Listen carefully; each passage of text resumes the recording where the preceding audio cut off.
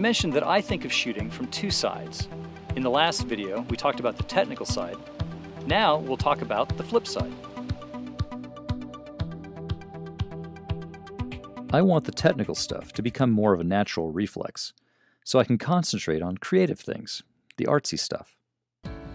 I've said that a really good picture tells a story. It'll have a main character, and it will reveal something beyond the surface. Maybe it's an emotion, or it's a look inside the subject. There are classic examples of pictures that cause endless discussion. And then there are much more ordinary pictures. Let's see what we can do to make ours worthy of attention and sharing. First, you want to create strong images that grab your eye. They aren't too subtle or ordinary, and they aren't too complex to be seen very quickly. Remember, on social media, you only have a few seconds to make an impression. In each image or situation, look for a story. Find the character or characters, the details, the journey. Find the emotion of a scene, the wonder of a place. Use your creativity to draw the viewer into the scene and direct their attention.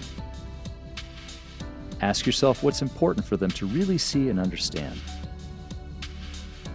Photographers use things like light and focus and color and line to accomplish this.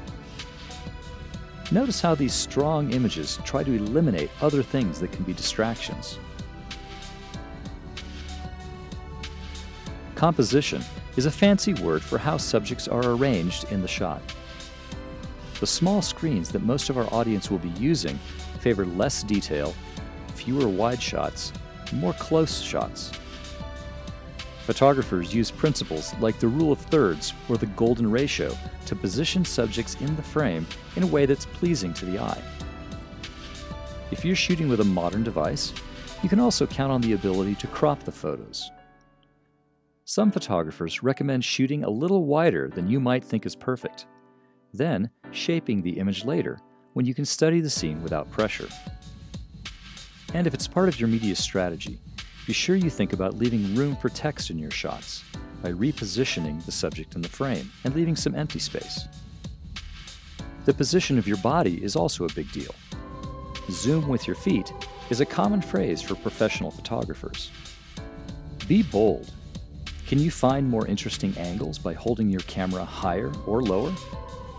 Depending on whether your camera is high or low or at eye level, you communicate something a little different to the viewer. Feel free to review your photos while you're out shooting, but don't get bogged down. Now is the time to notice things you're doing well or things you want to fix, but not edit. Finally, shoot lots.